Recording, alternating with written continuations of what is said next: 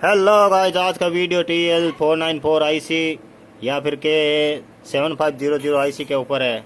ये IC guys PWM controller IC होती है। इससे आप बक कन्वर्टर बना सकते हैं, बूस्ट कन्वर्टर बना, या फिर आप इसे SMPS पावर सप्लाई भी बना सकते हैं।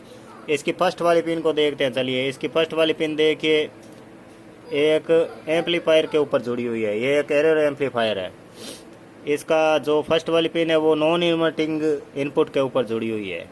तो ये नॉन इन्वर्टिंग इनपुट होती है। यहाँ पर हम वोल्टेज इनपुट करते हैं गाइज। और इसकी सेकंड वाली पिन जो है वो इन्वर्टिंग इनपुट है। इसकी तीसरी वाली पिन फीडबैक की होती है गाइज। यहाँ पर हम फीडबैक देते हैं। फीडबैक हम किससे देते हैं? दूसरी नंबर पिन से देते हैं। तो वो सब मैं बाद में बता दूंगा। फटाफट से एक बार इसके अंदर क्या क्या लगा वो बता देता हूँ। इसकी चौथी नंबर पिन गाइज होती है डे टाइम कंट्रोल की, या फिर ड्यूटी साइकिल कंट्रोल भी कर सकते हैं आप, अगर आप इस आईसी को सिंगल एंडेड में यूज़ कर रहे हैं। सिंगल एंडेड का मतलब गाइज है कि ये दोनों ट्रांजिस्टर एक ही टाइम पर ऑन होंगे और एक ही टाइम पर ऑफ भी होंगे। और अगर आप इसको पुश पुल में कर रहे हैं,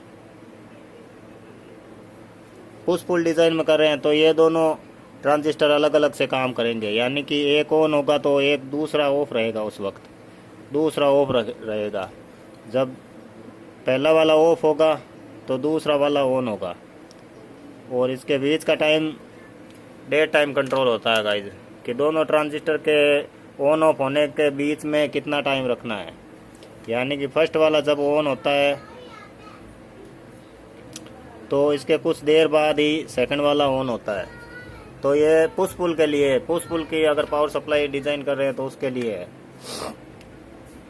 अगर आप बक बूस्ट कन्वर्टर बना रहे हैं तो इसको सिंगल एंडेड में यूज़ करना ठीक रहेगा मेरे हिसाब से।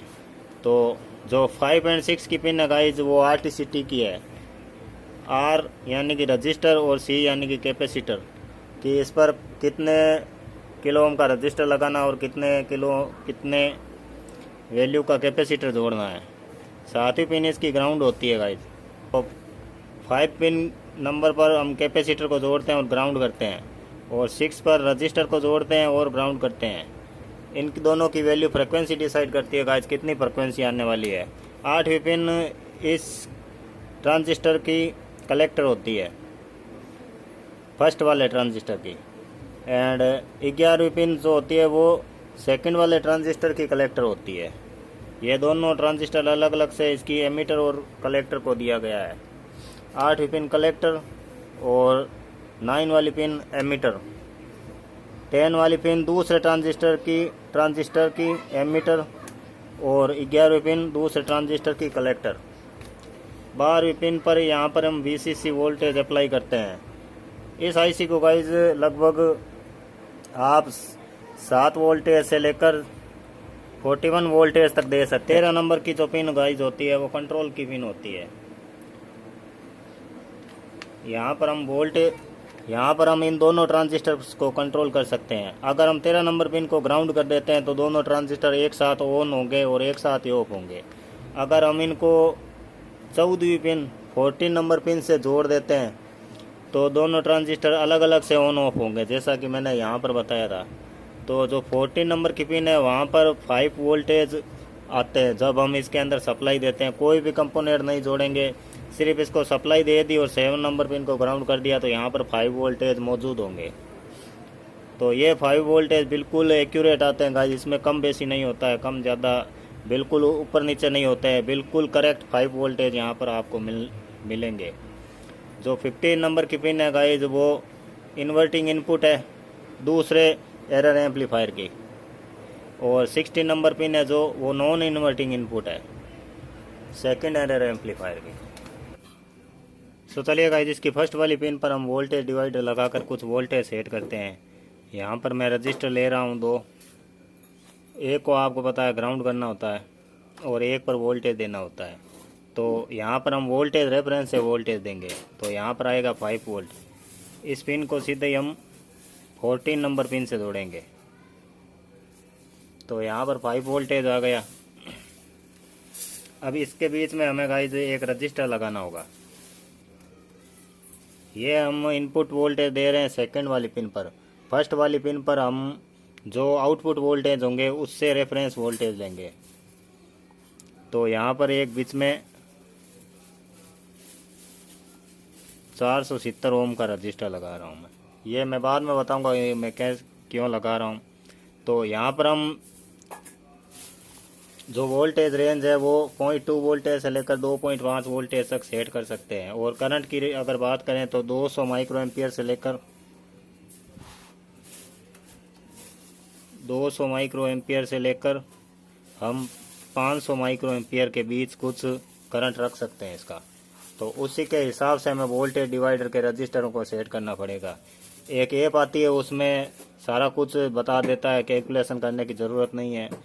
इलेक्ट्रोडॉक नाम की ऐप है, वहाँ पर हमें बता देगा कि हमारा जो करंट क्या होने वाला है और वोल्टेज आउटपुट क्या होने वाला है अगर हम 5 वोल्टेज इनपुट दें तो अगर आपको 1 वोल्टेज सेट करना, जैसे कि मुझे 1 वोल्टेज सेट करना है, तो यहाँ पर आप 10K का रजिस्टर ले सकते हैं और यहाँ पर आप 3K का रजिस्टर ले सकते हैं।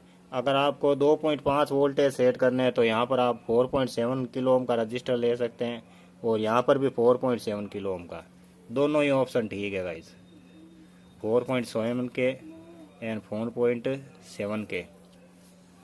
ये दोनों में से कुछ भी आप, अगर वोल्टेज रेटिंग आपकी 2.5 वोल्टेज है तो 4.7K 4.7K, या फिर 1 वोल्टेज आउटपुट के लिए आपको 10K 3K, तो 1 वोल्टेज आउटपुट होगा और 200 माइक्रो एम्पियर के ऊपर थोड़ा कुछ वोल्ट करंट जो है इसका आउटपुट होगा।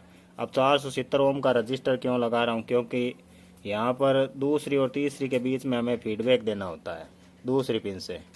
तो इस पर जो रजिस्टर लगाएंगे वो रजिस्टर इस रजिस्टर से 100 गुना ज़्यादा होना चाहिए, यानी कि इसका गेन जो है, इसके अंदर जो एरर एम्पलीफायर है उसका गेन 100 होना चाहिए। तो इसको फीडबैक करेंगे हम 47 किलो ओम के रजिस्टर से। तो इसके और इसके बीच में 100 का अंतर हो गया, यानी कि इसको अगर इससे डिवाइड करेंगे, इसको अगर इससे, तो 100 का अंतर आता है। तो 47 किलो ओम का रजिस्टर हम यहाँ पर लगा देंगे। अब गाइज हम चौथी वाली पिन पर बात करते हैं। ये डे टाइम कंट्रोल की पिन है गाइज। यहाँ पर भी कुछ वोल्टेज देने होते हैं, 1 वोल्टेज से लेकर आप वोल्टेज दे सकते हैं 5 वोल्टेज तक, या फिर 2.5 वोल्ट। 1 वोल्टेज से लेकर आपको यहाँ पर 3.3 वोल्टेज देना होता है। उसी के हिसाब से ड्यूटी साइकिल एडजस्ट होती है। तो अगर आप इसे सीधा ग्राउंड करेंगे तो ड्यूटी साइकिल मैक्सिमम होगी और लगभग 2.5 वोल्ट पर इसकी ड्यूटी साइकिल मिनिमम हो जाएगी। अगर आप इसको सिंगल एंडेड में यूज़ कर रहे हैं तो इसको डायरेक्ट ग्राउंड भी कर सकते हैं, या फिर इस पर कुछ वोल्टेज भी सेट कर सकते हैं। जैसे कि 2 रजिस्टर ले लेते हैं हम। यहाँ पर आपको पता है 5 वोल्टेज जो रेफरेंस के वोल्टेज है वही आएंगे, और 10K यहाँ पर मैं लगा देता हूँ एंड 1K यहाँ पर लगा देता हूँ।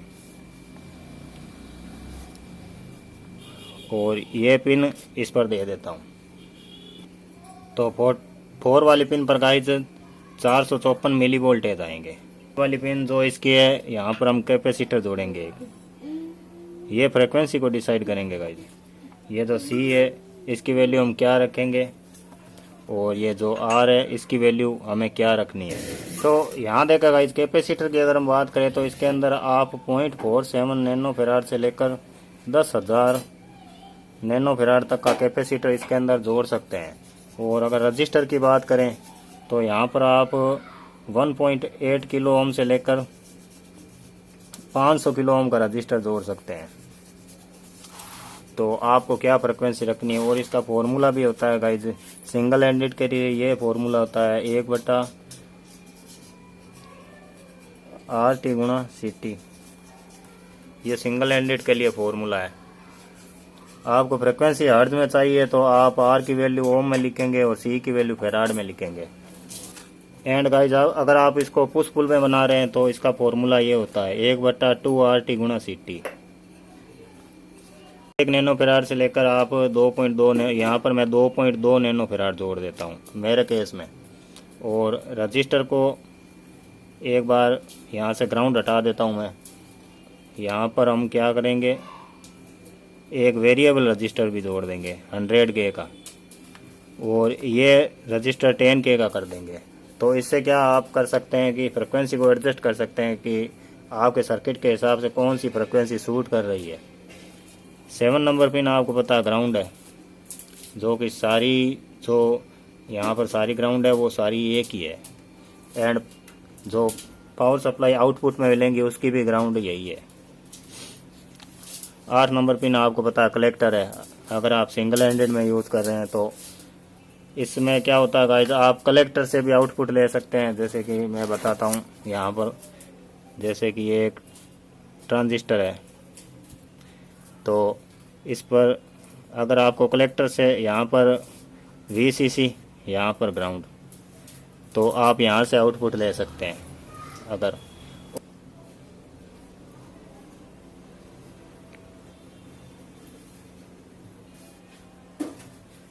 यहाँ पर रजिस्टर और इसको ग्राउंड कर देंगे और यहाँ से भी इस तरीके से भी आउटपुट ले सकते हैं। ये दोनों गलत हो गए थे, तो इस तरीके से आउटपुट ले सकते हैं। यहाँ पर इस तरीके से भी आउटपुट, इस तरीके से क्या होगा गाइज कि जो आउटपुट जा रही है मॉसफेट में या फिर किसी भी ट्रांजिस्टर में, तो वो ऑन रहेगा। और इसमें क्या होता है, जब ड्यूटी साइकिल या जब फ्रिक्वेंसी आएगी ट्रांजिस्टरों के ऊपर, जब ट्रांजिस्टर ऑन ऑफ होंगे तभी जो आगे लगा मॉसफेट है या फिर कुछ भी IGBT है, ट्रांजिस्टर है, वो तभी ऑन होगा जब ये ऑन होगा। यानी कि इसमें ऑन वोल्टेज जब ये ऑन होता है तब ऑफ होता है, तब आगे का वोल्टेज ऑफ होता है। नहीं तो अगर ये ऑफ रहेगा तो ये ऑन ही रहेगा। वोल्टेज इसमें इस तरीके से जाते हैं, जब ये ऑन होगा तो आगे वोल्टेज ऑफ होंगे। इसमें क्या होता है गाइज कि वोल्टेज जब ये ऑफ होगा तो वोल्टेज भी ऑफ ही आएंगे, जब ये ऑन होगा तब ये वोल्टेज आगे जो फ्रिक्वेंसी है वो आएगी। तो मेरे केस में मैं क्या कर रहा हूँ गाइज, ये रजिस्टर नहीं लगा रहा हूँ, इसको डायरेक्ट ग्राउंड कर रहा हूँ और दोनों ट्रांजिस्टर को एक साथ यूज कर रहा हूँ। 8 number pin and 11 number pin, इन दोनों के कलेक्टर को एक कर दिया मैंने और इन दोनों की एमीटर को एक कर दिया है, इस तरीके से कुछ। और मैं यहाँ पर गाइज क्या कर रहा हूँ, 12 नंबर पर आपको पता है सीधे वोल्टेज सप्लाई यहाँ पर दी जाती है, पॉजिटिव वोल्टेज। तो यहाँ से सीधे इनको कलेक्टर पर वोल्टेज दे दिए मैंने। और यहाँ पर क्या कर रहा हूँ मैं, 9 एंड 10 के बीच एक 1K का रजिस्टर जोड़ सकते हैं आप, अच्छी तरीके से काम करेगा। और इसको फिर बाद में ग्राउंड कर दें और यहाँ से हम आउटपुट ले लेंगे।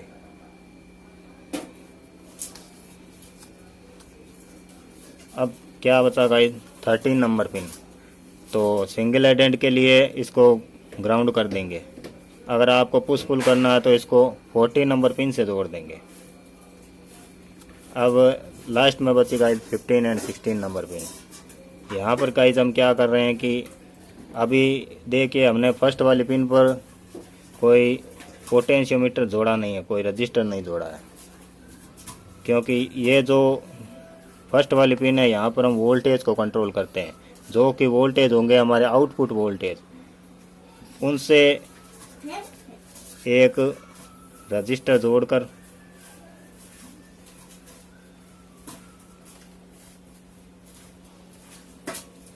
इस तरीके से, और इसको मैं ग्राउंड कर देता हूँ।